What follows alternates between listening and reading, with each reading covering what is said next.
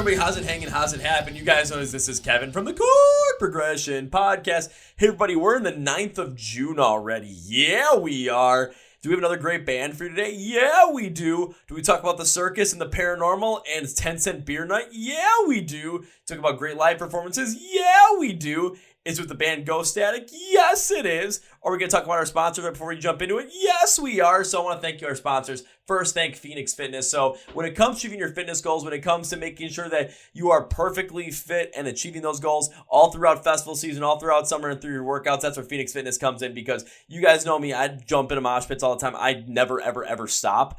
And I need to make sure my body, is prepared and recover right after workout so that, I'm ready to go do this stuff and still go work out the next day, because I'm just crazy like that. So what Phoenix Fitness does is they offer a lot of different products to help you with that, such as different pre-workouts, both stim and stim-free stuff. I use stim-free stuff to amp me up because, I'm crazy enough as is, even when I wake up and work out at 5 in the morning, like I'm doing literally right the day after I shoot this. On top of that, they also have different BCAA recovery compounds, BCAA recovery compounds, let me rephrase myself, that help you absorb nutrients in your muscles after your workout, different creatine help you build muscle, different protein blends help you build muscle, AM blends, PM blends, whey blends, collagen blends, plant-based blends, different multivitamins, anything you may need to achieve fitness goals, achieve your fitness goals, Phoenix Fitness has for you. So our listeners get 15% off. Use the code MSOTD at checkout, link description of the podcast. It's fnxfit.com and the promo code Thank You Phoenix Fitness. Our second sponsor, Custom Debuts. So imagine your neighbor, let's call him Tim. That sounds like a pretty white guy neighbor name.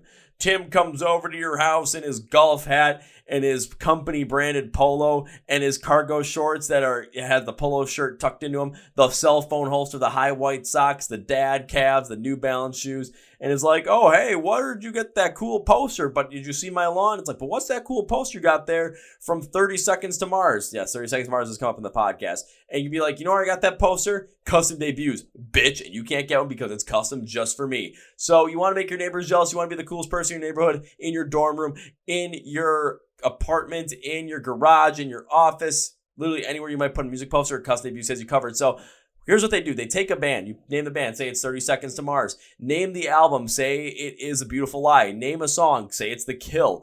And what they will do is they will take that information, make a custom poster for you by using the album artwork, the track listing, the music video, the lyrics, whatever it might be. They'll create a custom poster just for you. They will send you a proof in 48 hours of a concept, and then you can make as many changes as you want. And when you're satisfied, they will send it to you on poster paper or canvas or an aluminum sign, whichever you prefer. I mean, you want to make Tim jealous? The aluminum sign is the way to go. So if you want to do that, you can get 10% off from Custom Debuts by using our code CPP10 at checkout. Links to the podcast and Custom Debuts. We're also sponsoring the When We Were Hungry Festival, turning memes into dreams, pancakes in the pit, you name it. We're sponsoring that festival. We got to talk with Will and Mal back in April all about When We Were Hungry. First podcast to have that interview out there. Yes, it is real. Yes, it's happening. Bands that have been added from the podcast, actually, that you can check out: Modern Day Escape, Saving Vices, Outlier, and Along Came a Spider, along with other bands like Scarlett O'Hara, A Skylit Drive, Dropout Kings, and plenty more. So go check that out. It's in Vegas, October 20th and 21st. Tickets, look at this website description of the podcast, all there for you to make sure you go do that. Come mosh with me, pancakes in the pit. You want some pancakes? Because we're serving them. Let's go. Now time for a featured presentation. Featured presentation. We have Ghostatic on the podcast today. We've got Adamo and Gavin from the band. And we talk about a litany of crazy things, from 10-cent beer night, Cleveland, the circus, and how Gavin kind of is into that stuff. So potentially bringing some of that stuff to their live show performances, though they already have done some of that. Adamo, we're producing electronic music and how it influences the music of Ghostatic at the same time as well. Twinkies, cupcakes, Dunkin' Donuts. Great music, great live performances, and me potentially jumping off a balcony in a squirrel suit. Yep, this podcast has everything for you to get into Ghostatic. So enough with me. Let's just jump into it. Are you ready? Let's go! Thumbs up for the yeah. Well, ladies and gentlemen, boys and girls, listeners of the Chord Progression Podcast. Let me just put it this way. You want to listen to some good music and you want to just enjoy a good up-and-coming band that's going to knock your socks off? Well, I mean, I'm not wearing socks anymore because they already knocked my socks off when I was listening to one of their most recent songs before I record this. Basically, it's called Still Haunt My Dreams. One hell of a track. So why not get into it with me? So by doing that, let's talk to the guys in the band right now. So please welcome Adamo and Gavin from the band Ghostatic to the Chord Progression Podcast. So guys, welcome to the Chord Progression Podcast. What up? Thanks for having us, man. Thanks for being on, guys. How's everything going in your, end of the world right now over in good old Cleveland, Ohio? I mean, we're pretty much like getting almost to that point where it's going to be summer out and, live shows still full force. So how's everything going on your end? Everything's going good, man. Starting to book out the summer, getting all the shows lined up. Going to do a little mini tour mid-June as well. We're working on just patching a couple dates. But yeah, it's looking good. As soon as this weather breaks, it's actually the first nice day we got here in a while. I don't know. I don't know. I was in Chicago over the weekend, but I don't know how bad it was here. Was it bad over the weekend?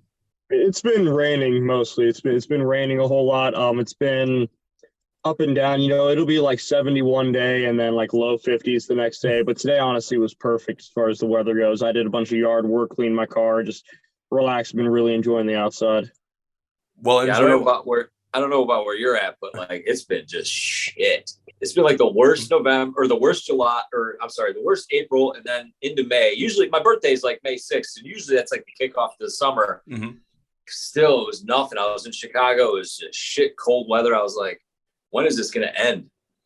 Dude, it's been the exact same way over here, but now it's like finally the weather's broken. It's like, okay, now we're getting to that like actual spring and summer. It's just, I mean, it's got me all like amped up and ready to go to like, all of a sudden, festival season's right around the corner, or basically right here at this point. So everything's been going on there. Summer tours are going to be kicking off real soon. So everything I'm looking at, I'm just getting excited because usually when it comes to like live music, it's like you have like the springtime rush when it comes to live music. Then you have some of the stuff in the summer along with the festival rush. And then you just have that fall calendar, which is nuts. And I'm just like, okay, got through the first segment of it and couple of injuries, not too bad though, it shows, and now it's like festival season, so we'll see what the fuck happens.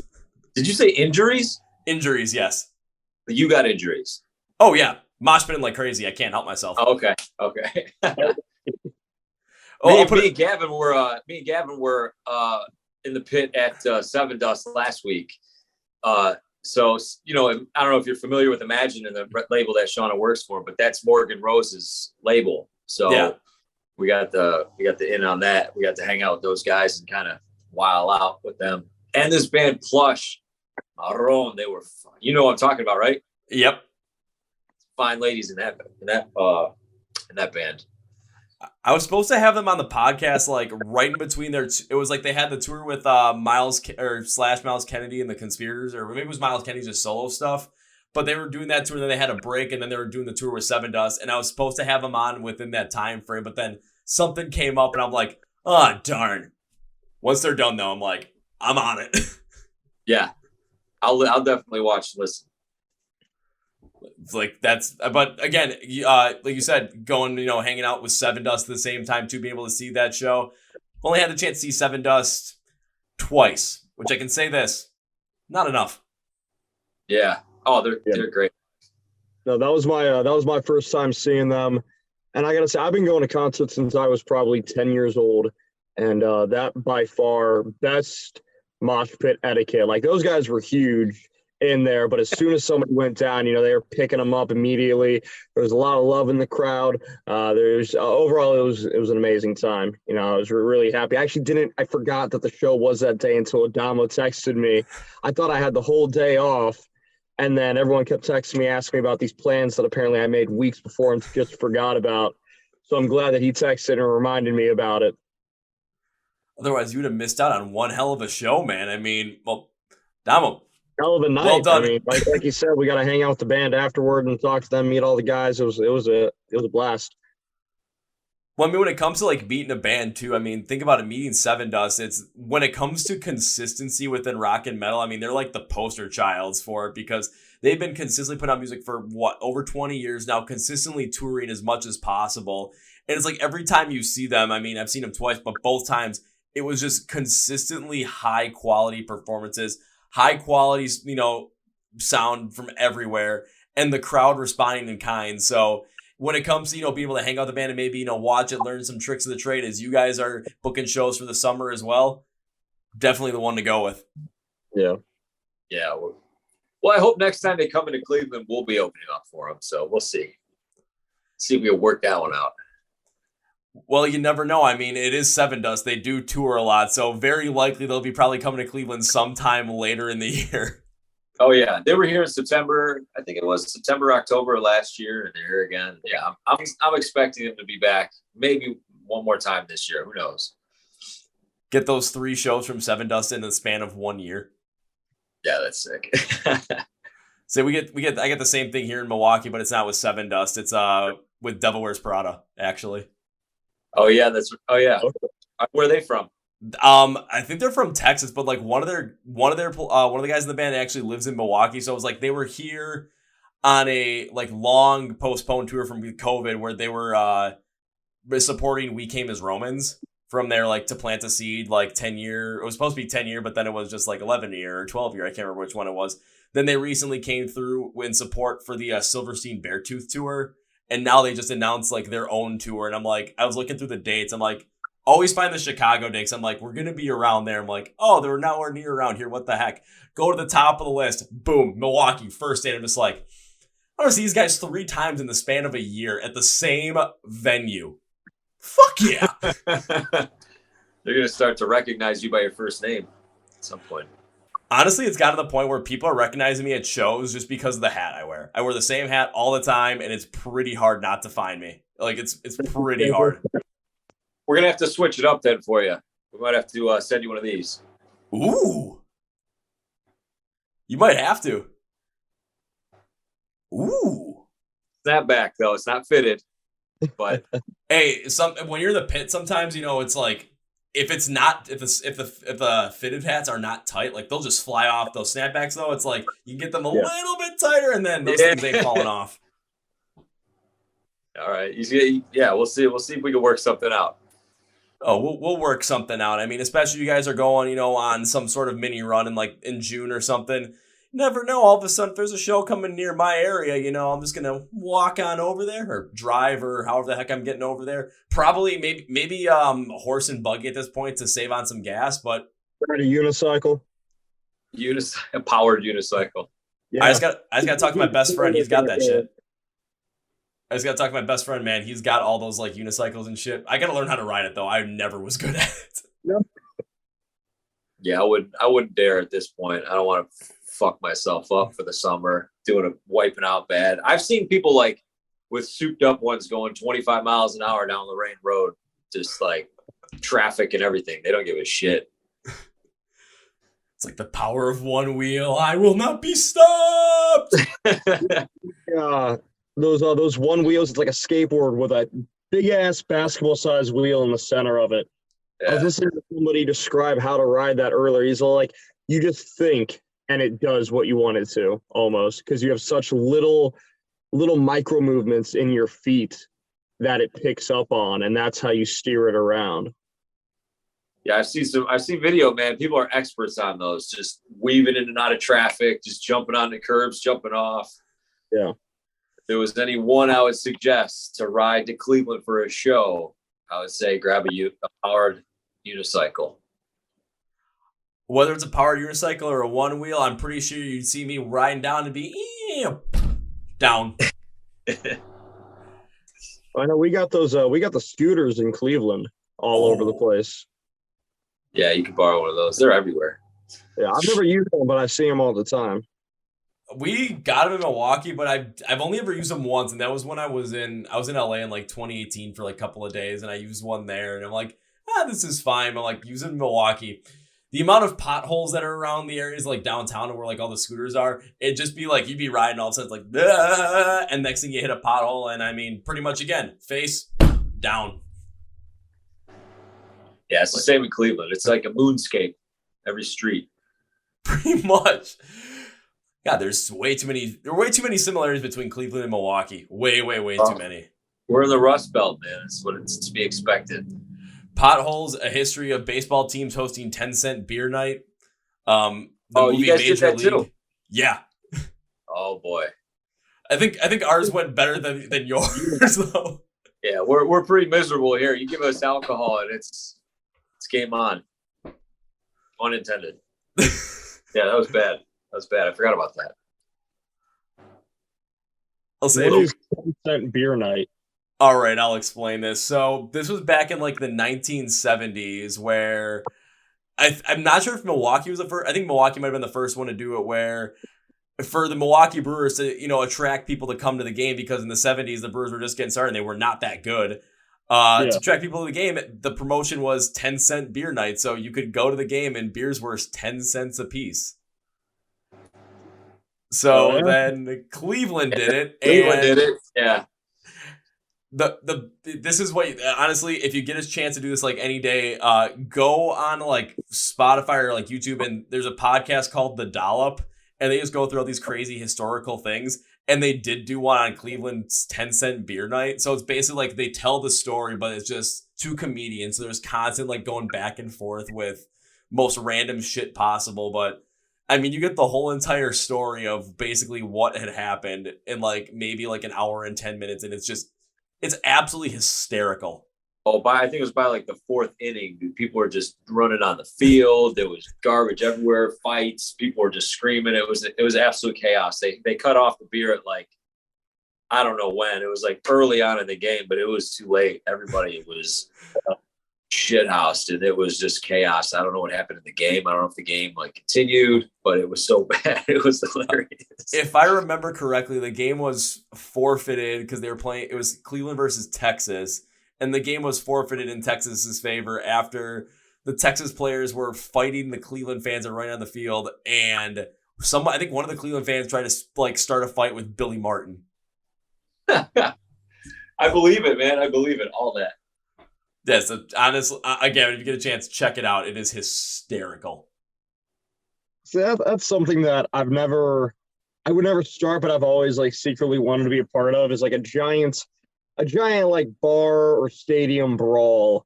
Like one dude or like two guys just get too drunk and they start fighting, and it just like a domino effect. Everybody's just throwing everybody around. I don't know why, but that just and only one time I want to do it, just once. But I feel like that would be an experience to live through. I've been through a couple.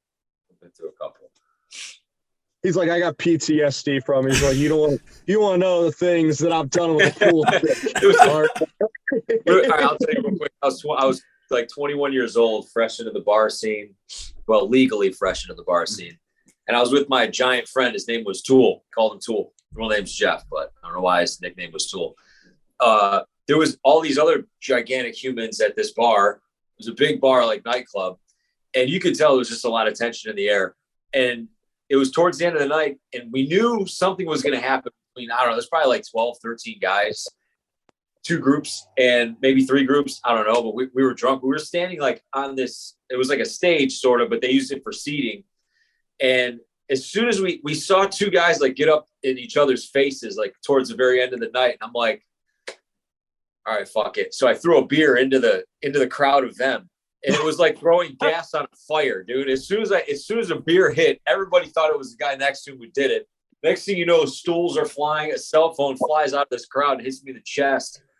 And I gave it to like the bartender or whatever. It just turned into this gigantic brawl. We had to like get out of there. Windows got broken. It was fucking crazy. Bar stools were flying. But yeah, throwing shit. I've noticed that. Like when we're at festivals or we're at concerts. I've been with him at a couple concerts now. He just likes to throw shit. You posted something where you're throwing ice cubes on your Snapchat story into a club crowd. See if I can get people riled up a little bit. I get bored. I did that. I didn't start. I stopped a fight at Sheetz. A couple nights ago, it was last week, I did a show. I was hosting karaoke. I did a show, and afterwards I went out with some of the regulars to Sheetz, and there were these extremely Caucasian men, like horrifically white guys yelling at each other, N-word you, fuck with me, N-word this, and like all over the place. And Sheetz at 2 a.m, it was like a middle school cafeteria. It was packed. Blew my mind. But they're yelling at each other, and I'm there with my friends, and so that spark of genius, I just look over and I yell at him, I bet you won't suck his dick.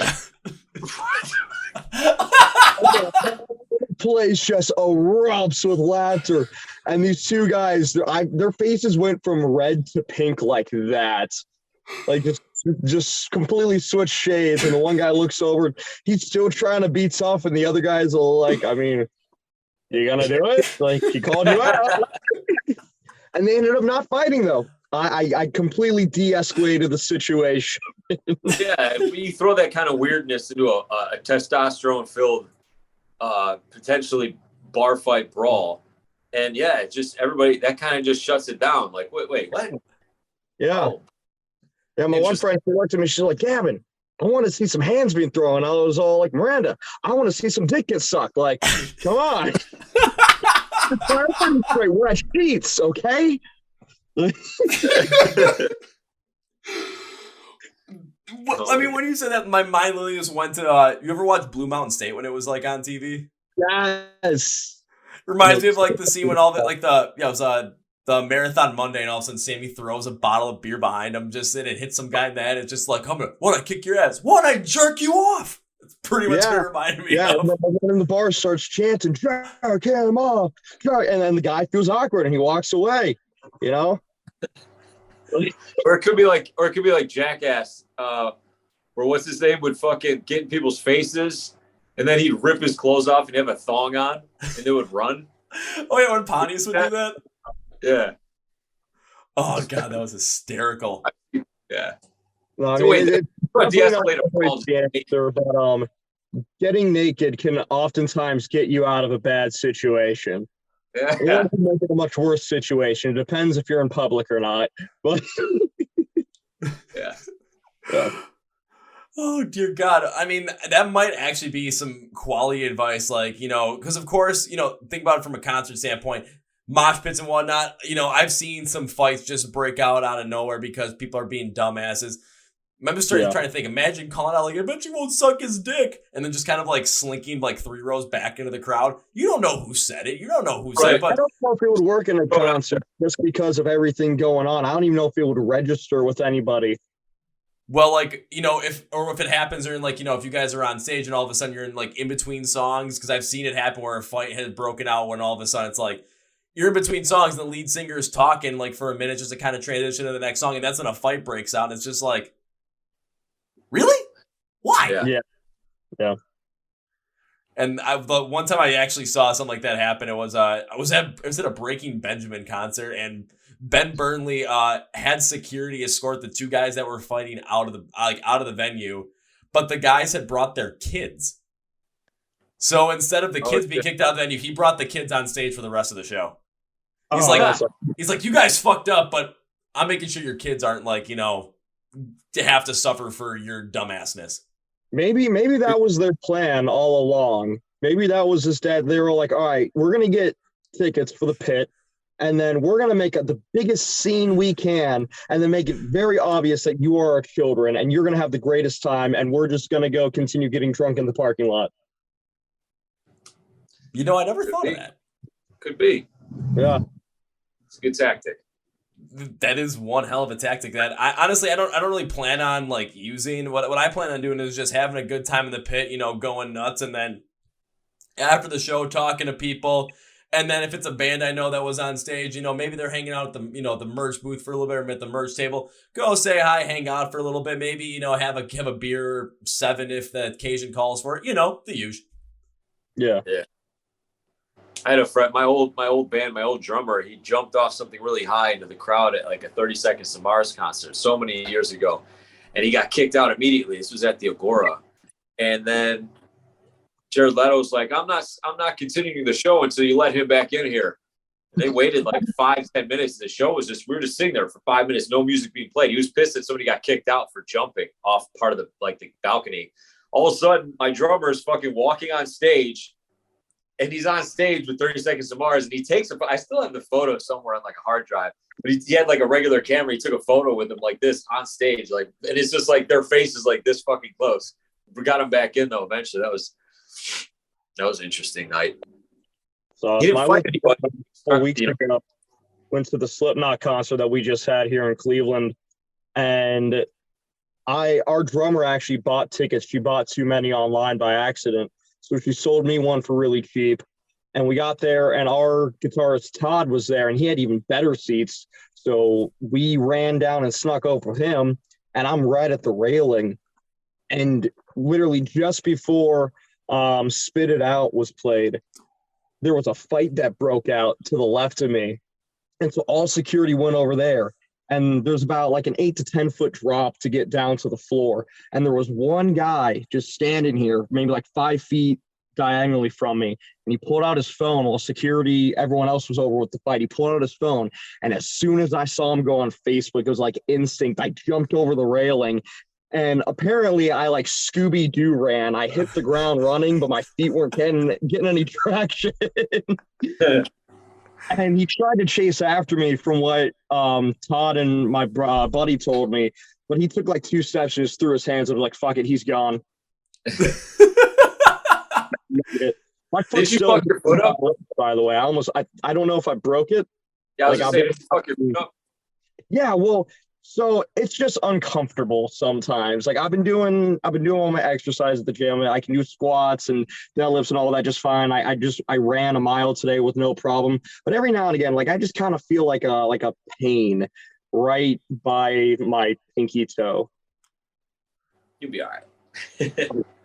Yeah, you'll be all right. I mean, if it's kind of coming and going, but I mean, and plus it's a foot too. It's like when it comes to a toe, especially by the toe, there's not really much you can do about it because I've dealt with some of that stuff before. It's like I'm pretty sure I broke my toe, but I never actually know if I did because you can't really do shit for it. So yeah, It's more like it's not like it's broken. It's more like I have arthritis in my foot now. Like that's what it is. Minor. Gotcha, but I gotta ask this though. What is it about like people when it comes to Slipknot concerts and like just the random shit that happens? Because I went to the one here in Milwaukee. It was at the end of September in 2021, and I bought like the super duper cheap seats because just like a seat down in the pit was like $300. And don't get me wrong, like I want to be in the pit, but if I'm gonna pay $300 for like to be in the pit, it's got to be for a band that like I really, really, really, really like am attached to and want to see. And there's no way in hell I'm missing this band and not being in the pit. So I'm trying to figure out how to get into the pit. One of my friends is working security, so I try and ask them if they're going to let me in. They get like, we don't want to lose our job because I've had this for only 5 days. Okay, I'm not going to put them in that position. Well, I think it was Fever 333 was on. I tried sneaking in there, and the security's like, nope. I'm like, shit, whatever. So I walk back out. I try again during Kill Switch Engage, and it feels like I'm home free. I'm like, I got it. I'm running towards the pit, and my shirt gets grabbed from the back, and all of a sudden I'm like, no, I'm not. End up getting kicked out of the show, and I'm just like, well, how am I going to get back in here? My friend who was supposed to come with me to the show, was supposed to come down from Minneapolis, was not able to make it. I had both the tickets on my phone. Well, this isn't taking genius. I just scanned his ticket and went back in. Nice. Didn't try and go back in the pit though, because I'm like, after I got kicked out, I was like, seeing Slipknot was gonna be more important than me trying to get into the pit. Even though the pit was pretty nuts, and at times they were picking up garbage cans and people were running to each other with garbage cans. It was actually kind of funny. I kind of want to be a part of that, but I just kind of stood up further back. I knew a couple people at the show, and the same security guard that grabbed me and kicked me out was walking by halfway through the set and saw me back in there. And I'm like, oh boy, let's see what happens here. He just looked at me and just went. It's like they care, but they don't really care. At this point, it was, you're back, but you're not doing anything wrong. So, whatever. Yeah. But anyway, I mean, if you guys are having shows like that where all of a sudden people are going that crazy and getting kicked out, I mean, jumping off a balcony. I know a couple of people that would probably do that for you guys. Me being one of them. I would encourage it. In fact, if you're watching this right now and you're at our next show, jump off a balcony. Just don't hurt yourself. Yeah. I'll be sure somebody just have people bring like, you know, like one of those like kind of like one of those like the trampoline things that the firefighters have where it's like it doesn't fully bounce but it'll catch you. Do something like that. We'll just blow up a raft and they can jump on the raft and crowd surf. I always thought for like the bigger stadiums, what if some guy came in with like a squirrel suit and glided down to the stage? I don't know if there's enough like drag to be able to do that, but I don't know. That'd be amazing though. Like, I'm trying to think about the logistics of that because it's not about like, especially like a stadium setting. I mean, it's going to be kind of tight getting into that stadium setting, but the problem's going to be is getting enough like force to like slow yourself down so you don't go crashing into the stage, go crash into monitors or amps or something, or worse, all of a sudden you go head first into the bass drum. I feel like you would have to go in a circle a couple times until you get low enough where you can come in an angle to tuck and roll across the stage. It would be golden if they crashed into the drum. It would be golden if they crashed anything. Chaos is great. I love and encourage it. The chaos is great, but I don't want us to have it be chaos enough for the point where all of a sudden, like, the show is ruined and, like, over. Like, that band has to end at that point because of it, you know? Right. Yeah. I mean, we'll continue with the show. Will go on. If somebody dives head first into the drums, we'll make sure it's all right. I'll set the mic back up. It'll be all right. Yeah. All I ask is that nothing gets sticky. Yeah. That's all I ask. My little brother went and he helped. He works with Mushroom Head. He did a gathering of the Juggalos one time, and he came home just so upset. And he's all like, it was a crazy show. We had a lot of fun, but never again. He's like, things were stuck together that I didn't know could get stuck together, Gavin. It was so sticky. There was so much fucking Faygo root beer everywhere. You're gonna be chaotic. Yeah, nothing sticky. I don't know if you've ever been to one of their shows or seen what happens. It's chaos. I've seen videos. I've seen plenty of videos. I've seen a bunch of live stuff. I've seen pictures. I have who are juggalos and juggalettes, but I personally have not and probably will never go. Just because I don't want to be sticky. That's my only issue. They spray the whole crowd. They spray everybody with Faygo.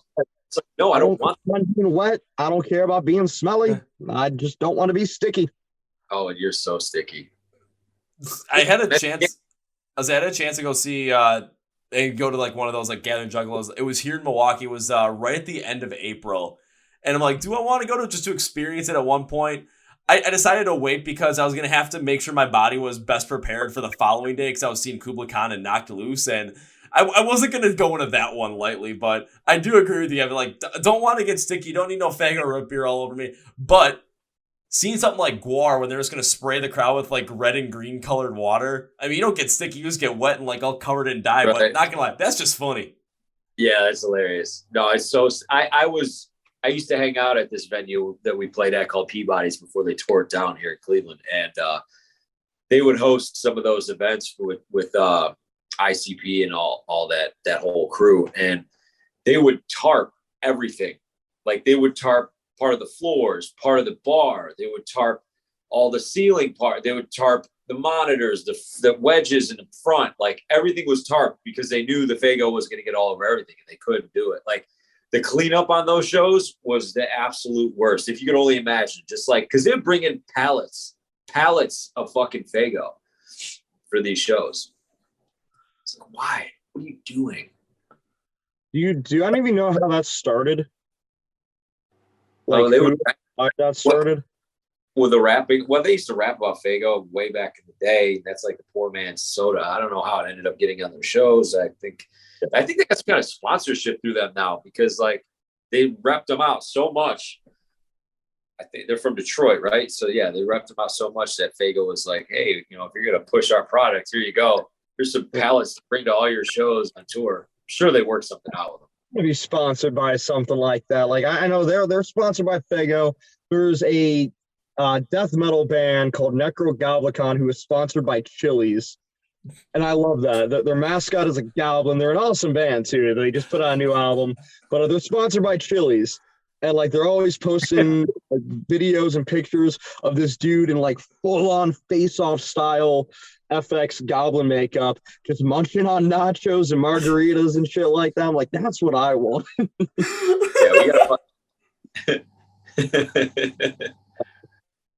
we got to figure out. Yeah, we gotta find a sponsor or something. Yeah. I'm trying to think what you guys could be potentially sponsored by. You know, I'm trying to think of how could the name Ghostatic be kind of put into it. Something with a ghost. Shit, I don't know. Ghostatic sponsored by Snapchat because you got the little ghost icon on there. I don't fucking know. There you go. There we go. I dig that. That would be a sponsorship I'd be into. I don't know what kind of food they'd be bringing, if any. But we'll probably get our own filter at every show, you know? Yeah. That'd be sweet. Probably, and then all of a sudden you're going to have everyone posting on Snapchat and then send over to Instagram like, oh my God, at the Ghostatic show. And then all the same filter. But hey, it's a filter that gets out there. But then, of course, get the filter rolling on the camera and all of a sudden the crowd going nuts. See me jump off the balcony and it's just like, woo, already. Now this is good. You're jumping off the balcony. Can't believe I said that, but yep. If there's going to be a balcony, I got to figure it out. Show that we do. Get as many people in the crowd to go to like a TGI Fridays with us and just destroy the place. We'll order so much food though and alcohol that they won't even be mad. Like that's what it's got to be. Do that. That's how we compensate. Yes. That's how we compensate. We're just going to destroy it. TGI Fridays. Fuck it. But you got to walk in there and you got to go in there like the what the fuck is up Denny's band. Just go, what the fuck is up Fridays? Give me some fucking like jalapeno. Give me 300 jalapeno poppers. Stat. Sir, the kitchen closes at midnight. We're keeping it open. I'm really like, my brain's really like the gears are turning right now. We got to get a sponsorship like that where it's like something so ridiculous. Like a restaurant chain that like, I feel like Bailee, our drummer, could get sponsored by Hostess. Hostess. I love donuts. Maybe Dunkin' Donuts. I love donuts. There we go. Well, so the thing about our drummer Bailee, we love her to death. She used to have this habit where she would like seduce guys just to eat their snacks. She wouldn't do anything with them, but she would just eat all of their snacks. She's so proud of this too. She would go over, she'd be like, hey, I'm going to come over. Like, we're not going to do anything, but like, if you got Hostess, you got a little Debbie's, like, what's up? I'll eat all of them and then I'm going to Uber back home. So she would. I'm not going to deny that. I mean, that was her like, I don't know. That was her line. That was the only one she would give out. People would she'd throw the bait. People would she'd reel them in. That was the thing for a while. She's all like, what kind of snacks you got? And the guy would be like, oh, I got good snacks. Something might happen. She's all like, oh, yeah, I'm going to have a full tummy of snacks and then peace out. That's what's going to happen. Or they wouldn't even have snacks. They would just be slacking. They would lie to her. They would have no snacks at the house and shit would pop off. So there's Bailee. I would never want to piss her off. Stick a drumstick on my ass. Oh, God. But now, I mean, you got the gears turning in my head where when I come and see you guys perform live, I feel like I'm going to have to bring like some little Debbie donuts or like some Twinkies or like those Hostess cupcakes just to be like, just to like, how do you know this? I'm just going to just go, they told me, and then just walk away. If you go up to Bailee, you hand her some some little Debbie's or whatever, some snacks, that would be hilarious. You'd have to tell me ahead of time. I'm filming that. Everything goes like. Oh, I'm already going to tell you this right now. When I get to see you guys perform live for the first time, that's exactly what I'm doing. I'm figuring out a way, however the heck I'm going to get, Hostess cupcakes in there. All of a sudden, everyone's hanging out. You'll know that I'm there because, I mean, if you see a Milwaukee Brewers hat in the crowd going nuts, that's going to be me. It's like, okay, Kevin's going to be there. All right, we got this covered. Figure out a way all of a sudden, okay, bring in like the Hostess cupcakes, bring in the honey buns, bring in the freaking Twinkies, bring in little Debbie whatevers. And all of a sudden it's just lay him down there and be like, you know what this is for, and walk away and just see what the reaction. She might just be like, she was supposed to be on tonight, but I don't know what happened. She had something going on. She was going to be on here with us. She's here in spirit. She's here in spirit because now, I mean, we're talking about Little Debbie and Hostess because, well, yeah. Oh, she'll be here. Yeah, she'll be hearing about this. Yeah.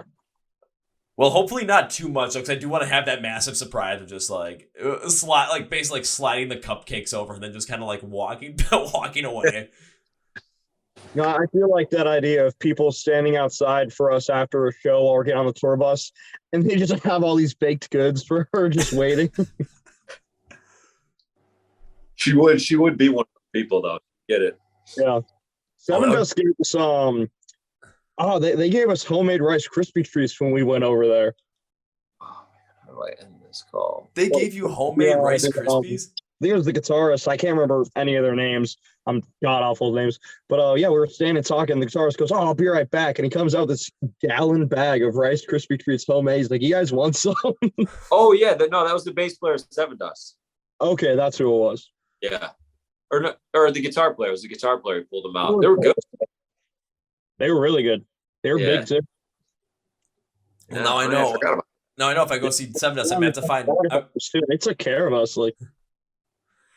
Well, next time I go see Sevendust, next time I go see Sevendust, I'm gonna have to ask Clint Lowry for Rice Krispie treats because if he's got Rice Krispie treats, it was Clint. Yep, I couldn't remember his name. I still know a couple of things. Well, I don't want to spend this podcast and not talk about something with the band or something with the music because even though how much fun we're having and doing this shit, I do want to segue into that a little bit because it's kind of an important. So it's kind of an important piece of this. So I know you guys said, you're going to be playing some live shows, working on stuff in June. Can you tell me anything about that? If you can't, I totally understand. But basically, I kind of segue into what we were just talking about. I just kind of want to know if there's going to be a chance for me to see you guys live on this June run. That's basically where I'm kind of like aiming towards this. I don't want to be the bearer of bad news, but the June run is heading east towards Hartford, Connecticut.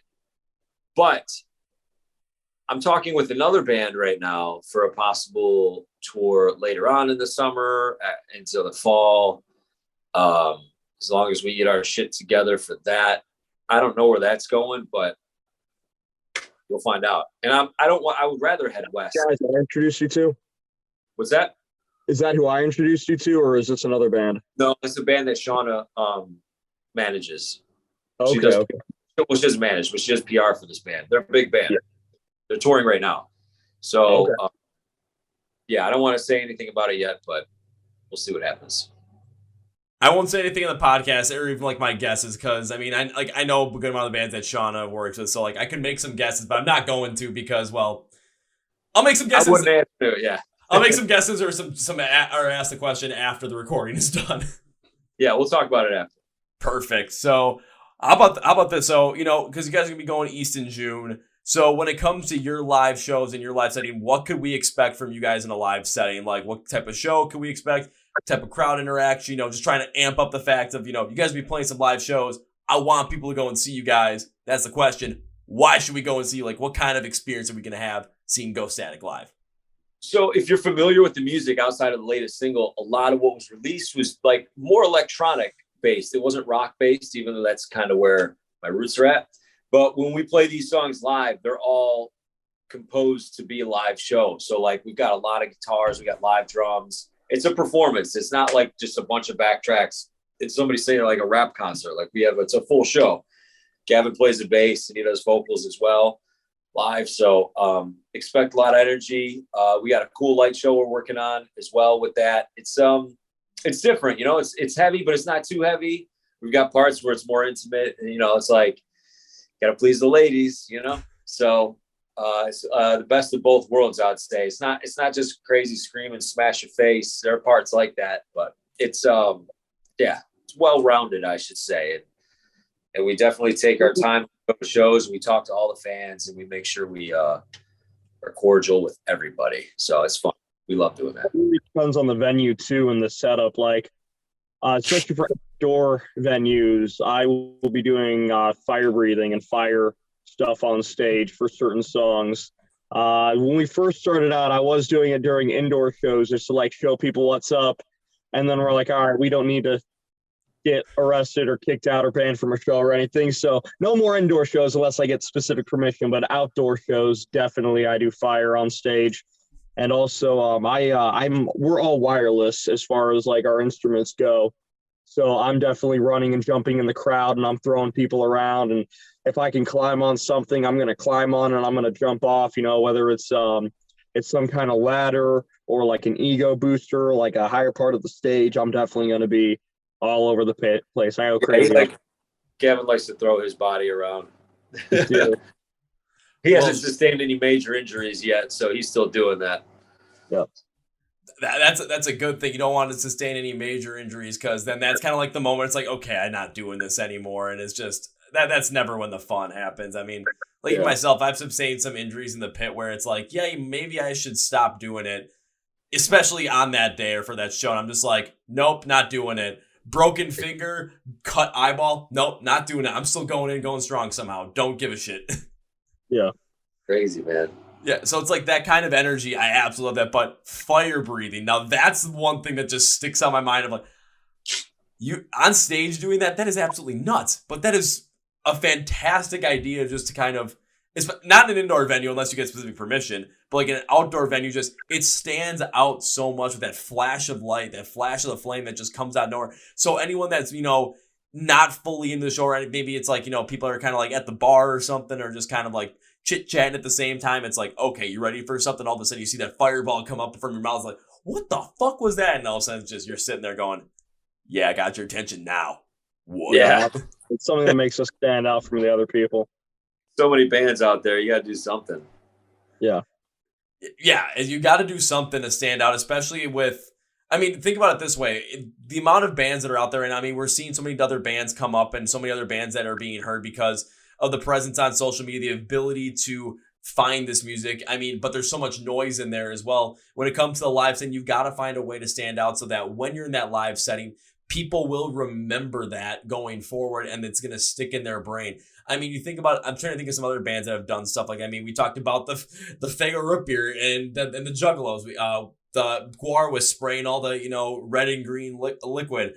A Day to Remember, for one of their songs, they'll throw a bunch of beach balls in there. Then for another song, usually All Signs Point to Lauderdale, there's toilet paper being thrown all over the place. And it's something that stands out to a point where you kind of you're going to want to go to those shows for the music, but it's an added incentive to go. Or for some people, it's the reason they go is to see something like that happen. Yeah. One thing I've always been really inspired by the circus and carnivals and like those acts they do. And I've actually never told Adamo this, but one thing, and I'm definitely not saying that we are going to do it one day in the future, but it's something that I'm very open to, is doing suspension, where like they put those huge, the huge piercings into your flesh and they pull you up. I just had this like image in my head where we're doing like a crazy like emotional song, like a ballad or something like that. It was just like a crazy like breakdown, and then I get lifted over the crowd while I'm playing the bass. I don't know if I could get the other guys to do it too, that'd be even better. But just hanging there shirtless with my back, just these wires just holding me while I'm just playing the bass would be insane. I used to date a girl who did that. I don't know if we dated, but we hung out a few times. But she used to, chill. What's that? Yeah, something like that. Some thrust. And then a few times, but she's cool. I just, I don't know. This wasn't in the frame of mind to be like dating at the times. We'll that's the thing. But yeah, she used to get those hooks she has scars all along the back of her, like going up, like these holes that they would just dig and shoot suspender. But that shit's hard to do. Like, and it takes time to set up. So I don't know if we could ever do that live, but. Oh, that's something if like we were like when we become a big headlining band and we have time to rig everything and set it up. We'll play a song where you're not in it, and then you'll come back out, and then you'll be suspended on wire. Yeah, we'll do it. Let's do it. I'm down. I don't give a shit. I don't give a fuck. Yeah, it's like I was like, you're gonna have Gavin go off stage. All of a sudden, you start the song, and then all of a sudden, he comes out lifted up with that suspension and playing the bass at the same time too, just like picking up just over the crowd. It's gonna be a look of just like, but Saw at the same point in time. It's just like, you want to play a game? It's gonna get Hellraiser really quick. It's very slow. But like, kind of even going a little bit more in the live show as well, because like you said, most of the songs you put out before Still Haunt My Dreams are more electronic as well, and you kind of want to create that overall flow to the show. that overall flow is a very important thing, and like with Still Haunt My Dreams, has more of that rock style to it. When I was listening to it, I just kind of was like getting the very similar feel of what I do when I listen to a band like Palisades, like just kind of that flow of it. So when it comes to like a full, performance, and you guys are gonna be playing this song live, like that's kind of like the band I'm like thinking about when I'm seeing, watch music video, hearing the song. I'm like, anyone listening, if you're a huge Palisades fan or anything around there, this is a band you're definitely going to want to check out. No questions asked. Cool. Yeah. Interesting. I haven't heard that comparison yet. That's, I get what you're saying. Especially if you listen to Palisades' new stuff, like the stuff they have with Brandon as their lead singer now, like that stuff that they're working on now is like the emotion that's behind it, the drive that's behind it. It's not the same song, it's not the same sound, but the drive and the emotion is a very similar, impactful feel. So again, if you like those bands, boom, Ghostatic is one you're definitely gonna want to check out. So mark it, put it on like an Instagram story or something. Write it down. Write it in we'll put it on Gavin's back in like the suspension. Yeah. There we go.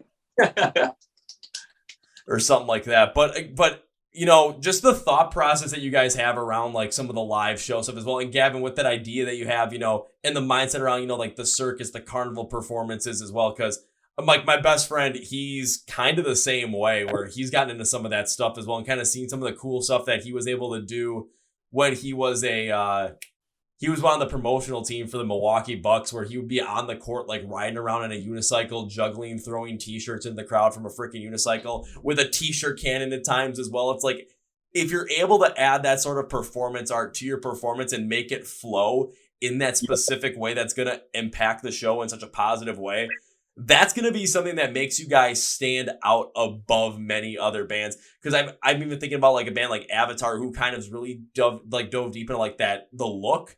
But when it comes to the style and like the movements on stage, it's much more of that classic, you know, that what you'd expect from a rock band performance, but with like the stage presence of that like carnival style. If you guys are taking that to the next level, but add it into your performance with your style, that's going to separate you guys so much quicker from a lot of these other bands in terms of that live performance setting. Well, that's the biggest thing too. Like, you can ask Adamo, I think of crazy shit all the time. I got a weird imagination, but that doesn't mean we're going to be using half of it. We want to make sure that it fits the show, it fits the song. Like, if I were like, when I do the fire breathing, it's for one specific song that I do it for, because it fits that vibe, it fits the feeling. If I were to do the suspension, it would have to be for a song specifically for that. Like, we love, you know, Adamo's insane with light shows, and he's got all these crazy ideas of stuff that he wants to do in the future with our light shows. But we got to make sure that everything fits what we're doing, because we don't want it to be too gimmicky. We don't want it to be, we're just doing this just to do it. It does need to make sense. Yeah, it's a process, man. Lighting is it's a process. I have everything kind of.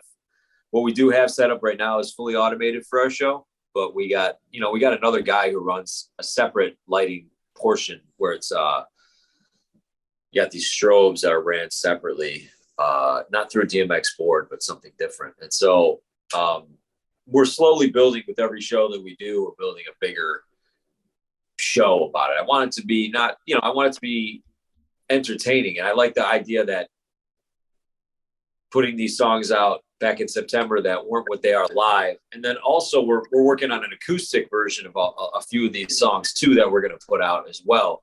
So you're getting like an electronic version, you're getting a live rock version, you're also getting an acoustic version. So all these songs have kind of been formatted 3 different ways.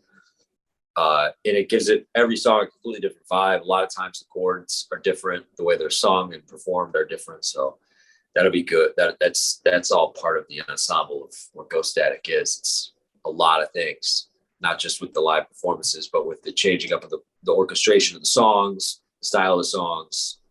There's a lot that goes into it. It's not a drum, it's not a 4-piece. A typical 4-piece, you can only, the whole just like guitars, drums, vocals, can only take you so far. I feel like that formula has been beaten down to absolute obscurity. So I took a step back a few years ago and started producing electronic music exclusively for many years, actually, and then got back into the rock world with all these production values that come from a very strict and exotic way of putting songs together in terms of production wise.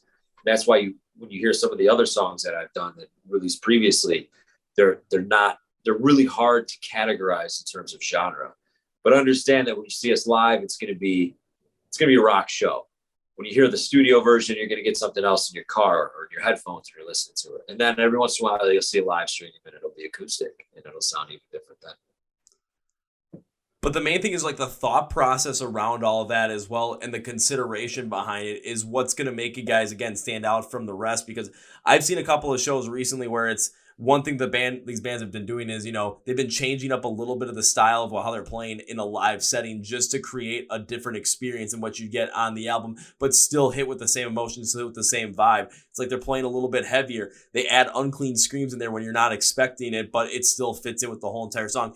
It's keeping the integrity of what you've created, but creating a completely different experience for people. So, you want to go and see it live. You want to listen to it on the record, and you want to hear the acoustic version. You want to hear all those things all encompassing as well, so you don't miss out on anything when it comes to Ghostatic. You don't want to miss anything when it comes to these bands either. And it makes a lot of sense where, putting in more of the electronic bit of it while really focusing in, especially with you being, used to solely produce that stuff. I mean, take a look at a good amount of the bands that are coming out now. We had a good period of time where all of a sudden a lot of electronic stuff was put into, more rock and metal music. I mean, think back to 2008, 2009, Attack was really prominently in that. And now you come to today, 2022, 13, 14 years later. It's the technology, the way it's mixed, everything has become much more sophisticated compared to that time where you're seeing things have much more of this, I would say they're not necessarily as crazy standouts as Attack would have been with Stickly, but you're just seeing how concise these things can flow together and how impactful they can be both as you compare them in the same song and you contrast in the same song. I mean, Electric Callboy might be a great example of this with just mixing that heavy stuff, all of a sudden bringing in all these electronic vibes as well. You're seeing that there's a lot of people that are really getting into that as well. And not saying you guys are chasing a trend because this is what you guys are doing. This is what you guys want to do. It comes from your influence. So it makes a lot of sense. But at the same period of time as well, you're seeing a lot of people once again really get into more electronics in with rock and metal. Yeah, it's a delicate process because when you take synthetic instruments and you try to mix them with analog gear, especially in the studio more so than anything, you can basically get away with these things translating live as long as you got a decent sound guy and your backtracks are right. But doing it on a record is much more difficult. You have to have a certain ear and a certain understanding of mixing and engineering. So live, I put more guitar. We do more live stuff like guitar, drums for all the songs, and like I said, it's you get three different shows. You're getting the studio version of us, you're getting the live show where you're not only going to be able to see that live, and occasionally we'll do some acoustic stuff as well, which you'll probably only see on video. I don't think we'll ever release anything acoustic, but we may even do that live as well for certain locations when seeing fit, like radio stuff. Yeah. And I'll put it this way, no matter what, it's just something that you're not going to want to miss out on. And if you can tell I don't want to miss out on it, I'll put it this way. I already said I was going to jump off the balcony when these guys play, if I can get up on that balcony and jump off of it. Yeah. Yeah. We're making it happen. We'll find the right location. You pick the location and we'll stage it up so you can jump off. That's going to be the concern. I mean, it's going to be, okay, jump off because, okay, if people are going to catch me, if not, okay, because I'm probably going to hit my head on something. That's never a good thing. I'm at 8 concussions right now. I probably don't need any more, but we'll see. Wow. Yeah. Wear a helmet. Just put on one of those like kid football helmets and then just strap it on, go like this, and then jump. Total. No one will definitely know that it's you. You'll be the only guy wearing a helmet. While at the same time jumping off while having a Twinkie in my right hand. Yes. Wearing a squirrel. Not just wearing a squirrel suit, like one of those squirrel suits, but literally wearing a squirrel costume. Yeah, the big bushy tail and everything. We can't back out. This is going public, so you can't back down now. Yeah. I expect you at the show that you show up in a squirrel costume with a football helmet on and a bunch of Hostess snacks. I'll do my best. It all depends on how I can get this stuff. A football helmet, the squirrel suit, because I've seen the squirrel suit only once before, and it was actually at Blue Ridge. And the time I saw it, the guy was getting carted out of there because he got dropped pretty bad. Oof. Oh. Sometimes you think you're invincible when you put a costume like that on. You just throw yourself around. You still can get slammed really hard. it's kind of like you're invincible, but also people are like, I know that, like, that guy is funny, but it's like you see that guy come near you. It's like you kind of just want to, see if you can knock down the guy in the squirrel costume or knock down the guy wearing, knock down the guy in the blow up Pikachu costume at a ginger show. Yeah. Man, that sucks. We're not going to be able to play that show, but hey, it is what it is. Next year, working on some other things, though. Hey, next year, working on things, you'll be bigger and better by the time next year rolls around, and you'll probably end up being later on the bill in terms of time slot. You'll probably be higher up, have a little bit of a longer set, all that good kind of stuff. It's going to happen. Just got to keep working at it. Yeah. We'll be there. Hell yeah. Well, Adamo and Gavin, as we bring this podcast to its conclusion, one thing I like to do at the end is give you guys a chance to say whatever you want to say, plug whatever you want to plug, promote whatever you want to promote at the end of the podcast. So, gentlemen, floor is yours. Wow, where should I start? We got some shows coming up this summer, but they're mostly regional. They're in like Ohio. We got one in Hartford, Connecticut, June 9th. And we got another one in between there. I don't know if it's going to be in Syracuse or if it's going to be close to Cleveland, like Erie, maybe. We're still working on that right now. Got another single we're working on. Should be done. I should be giving that to the label here soon. In fact, I already sent it out for approval, and that's an actual cover song. I don't want to give it away yet, but it's not what you expect, and you should never expect something that's expected from this project, because the cover songs are always going to be unique, and they usually choose a female vocalist over myself or a male vocalist. I'm still on board. I don't know if I told you about the whole thing I do on television with like Discovery Channel or what I'm working on doing. I got word from them a couple weeks ago that filming has been delayed, but it's still on, I guess. So, and that's a paranormal thing. It's a paranormal show that's going to be on Discovery Plus that we'll be hosting. That is still in the works, and y'all will be the first to know. I'll put it out there on social media. And other than that, and the album, in the new single coming out, and maybe an EP in the fall. I think that's about it. Holy shit!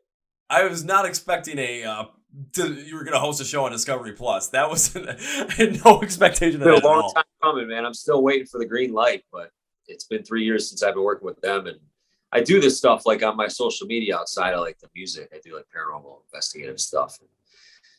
I've been all over the world doing that shit. It's been interesting, but right now I've just been putting it aside for the music and kind of waiting for Discovery, or at least, Discovery's the only one that needs to approve the final, all the permits have been pulled for this location that we're supposed to do. So I'm just waiting for final approval. So supposed to start filming in April, but then that got delayed. Then like, we're going to do it maybe in May, mid-May. And so I don't know. We'll see. Well, these things, it happens. Between Paranormal Activity, Discovery, research, all that stuff, to producing music to Ghostatic, and then you got Gavin Ghostatic plus the Circus Carnival influence behind there as well. I'm pretty sure I'm going to have to create a promo of this with both you guys as the most interesting man in the world, like combating against each other to see who the fuck wins. Hey, you got to work some kind of angles, right? You can't just have music. People just don't get sold on music these days anymore. You got to bring a little something else. You got to bring the ghost and the great, great, great performance art. You got it, man. Makes a lot of sense. Well, time for me to end this podcast with 3 separate things. First things first, when it comes to Ghostatic, when it comes to finding them online, finding where they're going to be playing shows, watching music videos, streaming their music, listening, buying it, buying some merch, getting ready for that new single release, potential EP in the fall, all that good kind of stuff. And also, when it comes to Adamo following, Paranormal Activity stuff, if you're into that stuff, here's what you're going to want to do. You're going to want to go to the description of the podcast, say find Ghostatic online. You're going to see links for everything I just mentioned. You're going to see labels for everything I just mentioned. So all you have to do is click on those links, hit the like button, hit the follow button, hit the subscribe button, the pre-save, pre-order, pre-download, whatever it is for the new single. Buy some merch, buy concert tickets, keep in the know with them when they're coming out, and also keep in the know with Adamo as well with the good old Paranormal Activity stuff, because if you're into that stuff, new show on Discovery Plus that's going to happen sometime soon whenever that green light comes through. You're not going to want to miss out on that. So definitely go and do that. All in the description of the podcast, all links. I'm doing all the legwork for you. So, That's All best right. purchase. Click, click on Exactly. them. Now time for number 2. Guys, when it comes to the podcast guests I have on here, if I enjoy having my guests on, I usually make a certain promise, and it's a way to say thank you and a way to say I would like to continue to support the band any way I can. And I mean, this is a freaking no-brainer that this streak is going to continue on with you guys. This is going to even evolve further than balcony jumping, squirrel suit, helmet, and basically bringing as many hostess snacks as I can to basically, freak out your drummer because she's not going to expect me just to drop random hostess snacks and just walk away. But the promise to you guys is now this. It's not an if, because if I made all those promises, if implies possibility of not happening. We ain't doing that shit. We're saying when. When implies this is going to happen, but we just don't know when it's going to happen. A date and time is to be determined. So when I get to see you guys perform live for the first time, my promise to you guys is this, and that is first round's on me. Okay. And hold me to it because I prefer to, pay up on my debts. All right. I drink typical white trash beer. You can give me a PBR or a Coors Light. I'm cool with that. No foo-foo IPAs and all that shit. I'm a little more bougie. I like whiskey and bourbon. Alrighty, so let's see. We got 2 Coors Lights and a shot of Jameson. Got it. And our drummer loves White Claw. Bailee loves White Claws. She's like that. And then Todd drinks like anything he gets his hands on. During the week you'll see him with some Natty Lights. Still to this day, that is his beer uses. So if you want to grab him a Natty Light, he'll be cool with that. So we'll grab Todd whatever beer I feel like grabbing him. When it comes to Bailee, she's getting all the hostess stuff anyway. I don't think she needs a White Claw. All right. I mean, that's the thing. It's just gonna be the freak out all of a sudden. Box Twinkies, cupcakes, down, and just walk away. I'm waiting for it. We'll see. We'll see how she reacts. Oh, you'll see me. You guys will see me at the show, and you know what's coming. You guys got to be ready for it. Because I'll just quickly walk outside, grab the shit, walk back in, just poof, and then just walk to the bar or something. It's like, okay, you guys know where to find me now. First round's on me. Come on back.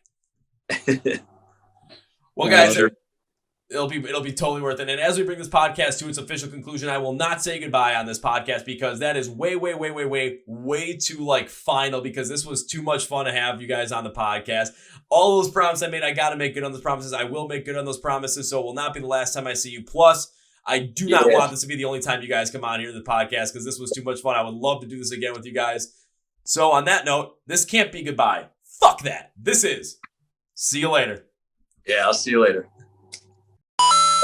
Well, folks, that's my interview with Adamo and Gavin from the band Ghostatic. Once again, go check them out when they perform live in your area because you might get to see Gavin, breathe fire at a live show. How cool is that?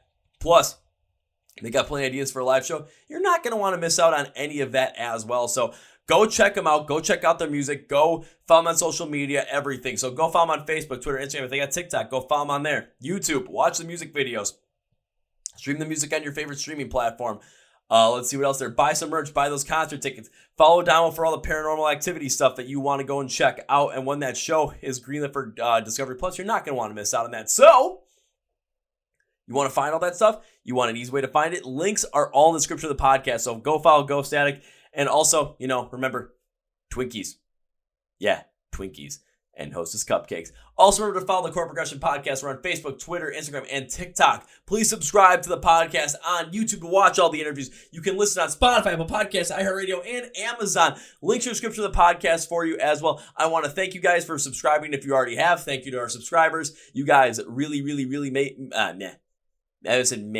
You guys really mean a lot to me. If you can't tell, I'm just kind of, rambling on about that stuff. But when you're rambling, you're telling the truth. So thank you guys for subscribing very much. It means the world to me. For those of you who are new and are just about to subscribe, go join that list. Mean the world to me. For those of you just joining us and, maybe not subscribing, I'd say please reconsider. Please subscribe. But anyway, thanks for going on this journey with us on this podcast. So yeah, thank you. Also, thank you to our sponsors, Phoenix Fitness Custom Debuts. Their links are in the description of the podcast along with their promo codes. And we are sponsoring the When We Were Hungry Festival. Link in the description of the podcast for their website. Go and check that out now to make sure you get your tickets. Pancakes in the Pit. You like some pancakes? Because we're serving up the big stuff. Pancakes. So, yeah. Ghostatic, man. I got to make sure my body's all trained up for that balcony dive. Oh boy. Please be sure to catch me. That's going to be for you guys. Thank you for watching the Chord Progression Podcast. My name is Kevin, and you guys know how I end every single one. It's up to the big, healthy, and hearty. See ya! Yeah!